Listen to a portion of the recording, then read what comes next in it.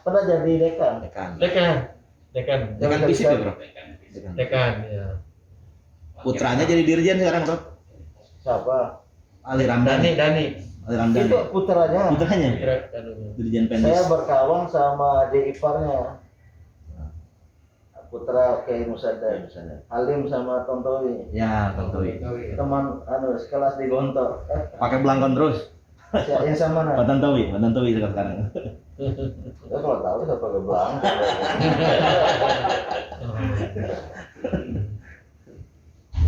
Oh, Tontowi ya punya di luar Musadar dia. Ketua IPT Pasundan, Bangsa Dr. Haji Mahfud Mansur MSI, yang saya hormati Rektor Universitas Pasundan, Bangsa Profesor Dr. Insinyur Haji Edi Yusuf, MPom MSI IPU, Kiai Haji Din Samsudin MA, beserta Ibu yang saya cintai, para dosen, harga Universitas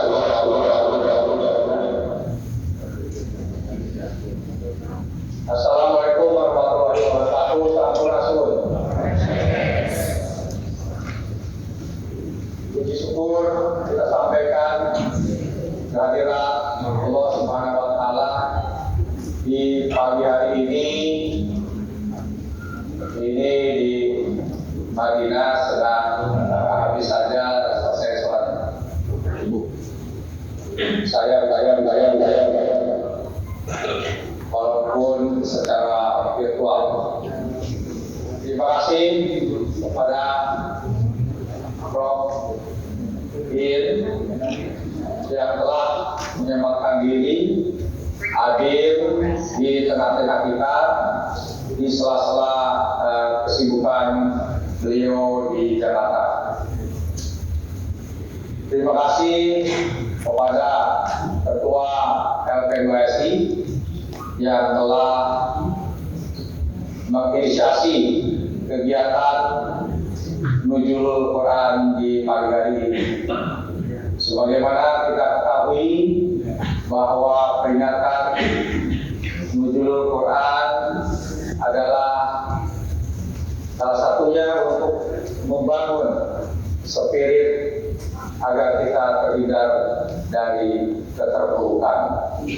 Sebagaimana kita ketahui bahwa perintah membaca bukan saja perintah kepada Nabi Muhammad SAW sebagai individual, tetapi juga perintah kepada kita semua secara kolektif agar kita bisa terhindar dari keterpurukan sebagaimana ayat-ayat suci Al-Quran sebagai petunjuk untuk kegiatan bersosialisasi. Nuzulul Quran sebagai transformasi sosial yang berbasis ilmu pengetahuan dan teknologi. Tentu perintah membaca baik secara tersirat maupun tersurat menjadi sebuah aktivitas terjadinya transformasi sosial. Bapak Ibu hadirin yang saya hormati, terima kasih kepada semua pihak yang telah sama-sama menghadirkan narasumber di acara Nuzulul Quran ini. Dan dengan mengucapkan Bismillahirrahmanirrahim, peringatan Nuzulul Quran tahun 1443 Hijriah secara resmi dibuka. Terima kasih atas perhatiannya. Wabillahi taufiq wal hidayah. Wassalamualaikum warahmatullahi wabarakatuh.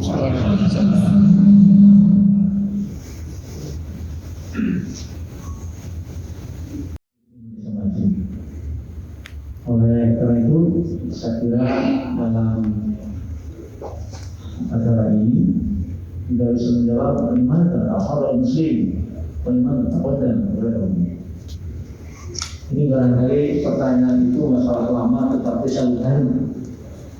Oleh karena itu tentu kehadiran beliau akan sangat membantu kita dalam melaksanakan misi paguyuban Pasundan dan misi Universitas Pasundan.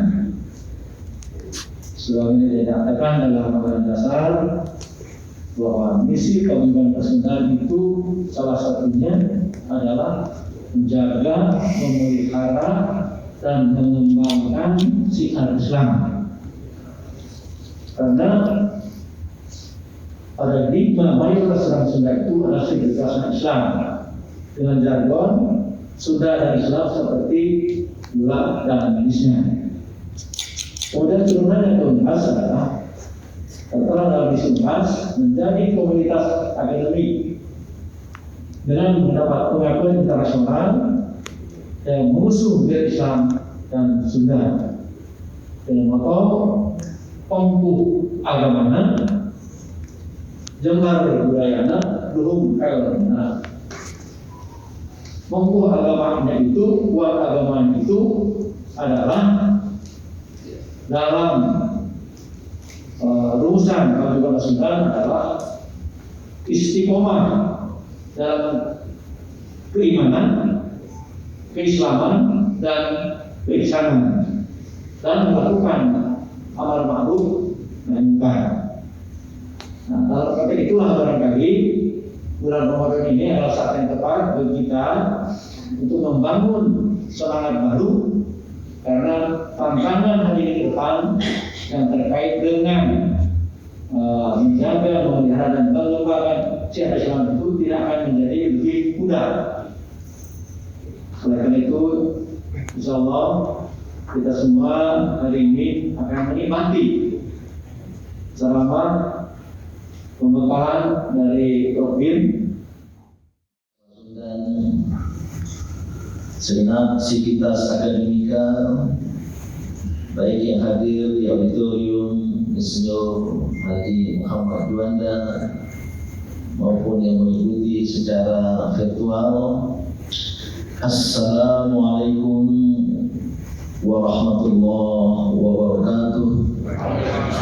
Sampurasun.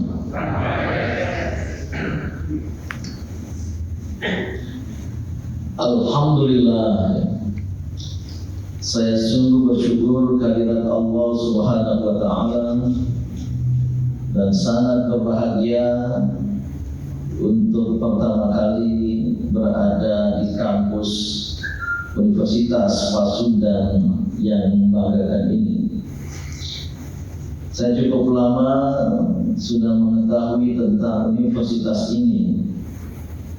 Yang saya ketahui adalah sebuah lembaga pendidikan Center for Academic Excellence yang berada di Kota Bandung ini dengan segala prestasinya, baik tingkat nasional maupun tingkat internasional.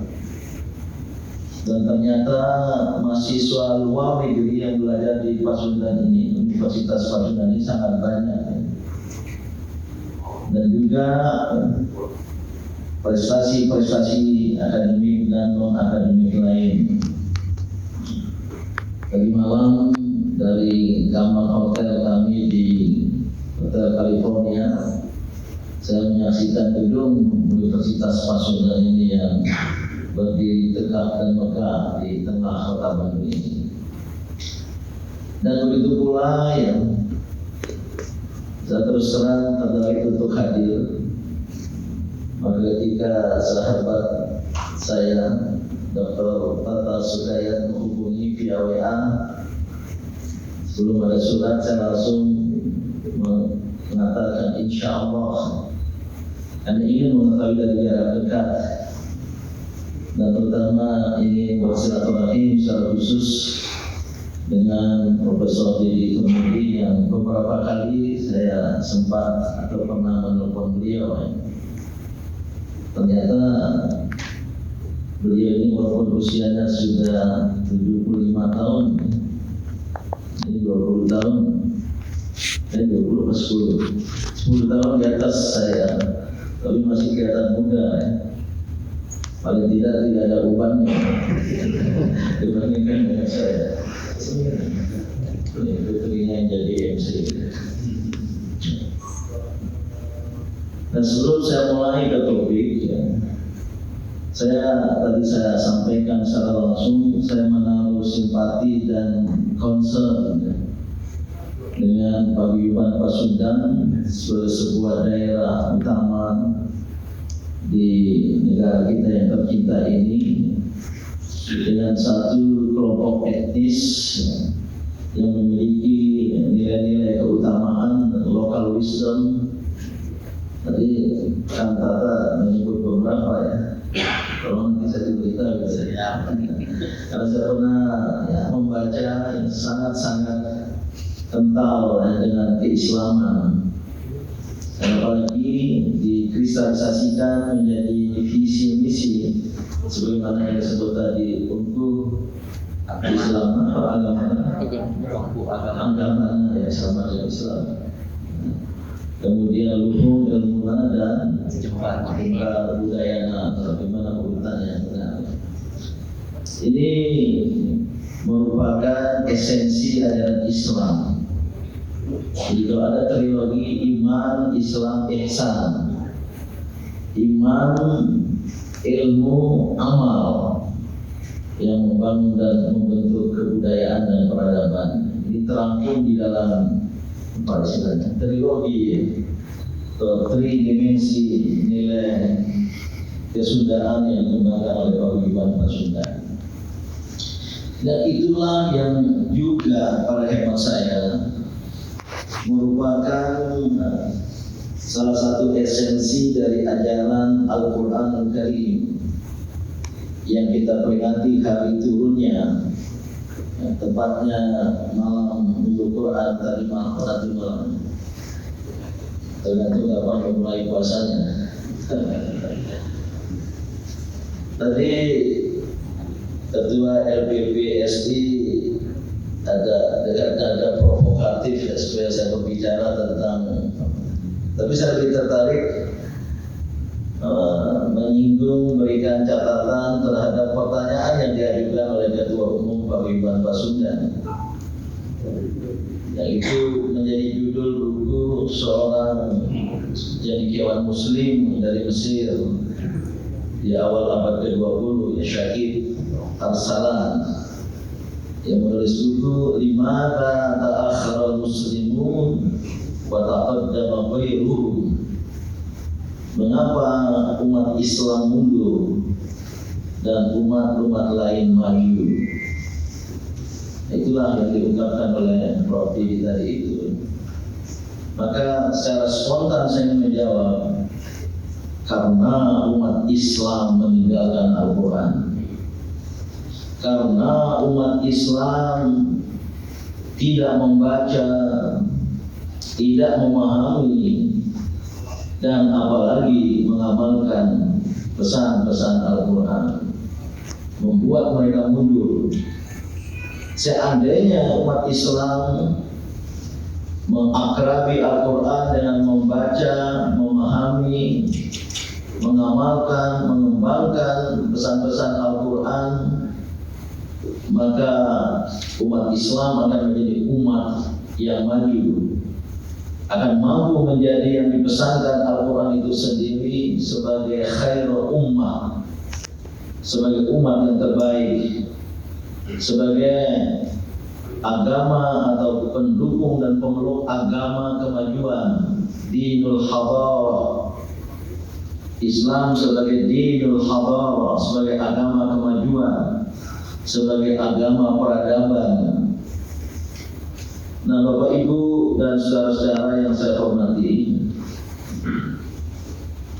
turunnya Al-Quran 15 abad yang lalu atau lebih, yang kita sudah pahami, turun pertama kali ketika Muhammad muda, jelang usia 40 tahun, sedang berkhalwat, berkontemplasi di Gua Hira. Mungkin ada yang pernah ke Tanah Suci akan menyaksikan Gua Hira itu tidak terlalu tinggi, ya, di Jabal Nur menghadap kota Mekah. Dan beliau Muhammad muda sebelum menjadi Nabi dan Rasul kemudian berkontemplasi baik pada siang hari maupun pada malam hari. Dan dapat kita bayangkan menjelang 17 Ramadan 2 atau 3 hari setelah purnama beliau bisa menyaksikan kota Mekah dengan gemerlapnya yang oleh sejarah ya, diungkapkan sebagai kota yang penuh dengan kejahiliahan, merajalela kemaksiatan dan kemungkaran. Dan Muhammad kemudian meninggalkan kota itu, berkhalwat sambil menyaksikan alam semesta, bintang-bintang, khususnya ketika bulan purnama, dan berpikir siapa pencipta ini semua dan mengapa umat manusia yang berada di bawah sana terjebak ke dalam kemungkaran, kemaksiatan. Dan kala beliau berada di puncak kontemplasinya, khalwatnya itu, datanglah malaikat Jibril yang diutus oleh Allah Subhanahu wa taala dan tiba-tiba ya, mengatakan pada Muhammad, "Iqra," sampai 1-2 kali. Allah Rasul belum jadi Rasul Muhammad mengatakan, "Ma'ana biqari," tidak berarti bukan saya tidak bisa membaca. Sering dijelaskan dalam sejarah termasuk oleh orientalis seolah Nabi Muhammad itu buta huruf. Memang tidak belajar membaca huruf-huruf, tapi tidak berarti orang yang tidak bisa membaca huruf-huruf itu tidak memiliki literasi, bahkan tetap memiliki literasi yang tinggi. Maka turunlah 5 ayat pertama yang dibacakan oleh qori kita tadi itu, yang terdapat di awal surat Al-Alaq, ya. Iqra bismi rabbikal ladzi khalaq, khalaqal insana min 'alaq, Iqra rabbukal akram, alladzi 'allamal insana bil qalam, 'allamal insana ma lam ya'lam. Kepada kebenaran, kepada kebaikan dapat membentuk manusia berkepribadian paripurna, insan kamil, dengan mengembangkan dimensi apa tadi, ilahi, lahud dalam dirinya di atas dimensi kemanusiaan sendiri. Dan manusia akan memiliki kemanusiaan, ya. Karena bersama dengan itu manusia diberi fitrah kemanusiaan yang bersifat suci, ya. Setiap bayi yang terlahir dalam fitrah, ya, suci. Kedua orang tuanya lah yang bisa membuat mereka keluar dari akidah Islamnya, keluar dari lingkaran tauhid, lupa akan janji alastu birabbikum tadi itu. Maka Allah sekali lagi menurunkan hidayah yang kedua, itulah wahyu. Maka saya sebut tadi, nuzulul Quran, turunnya Al-Quran adalah peristiwa kerahmatan, adalah peristiwa yang berpangkal pada kasih sayang Allah kepada kita. Yang nilai-nilai Allah berupa wahyu ini yang sudah diturunkan ke Al-Lauhul Mahfuz, satu tempat yang terjaga. Ada pendapat yang diturunkan dalam bentuk wahyu itu masih sebagian kecil saja, tinggi, peradaban utama. Maka nuzul Quran adalah juga peristiwa peradaban yang sudah saya katakan tadi. Dengan Al-Quran, jadi kiamat ilmuwan muslim, filosof muslim mengembangkan sebuah paradigma ilmu pengetahuan yang mereka tidak hanya berkutat dengan hasil pembacaan terhadap ayat-ayat semesta, secara positif menjadi dia kembangkan, namun juga pengembangan ilmu keislaman ini dengan membaca ayat-ayat yang disebut wahyu Al-Quran tadi. Ahli warisnya menuntut semuanya terjadi. Ini ada yayasan rumah sakit. Dia wafat.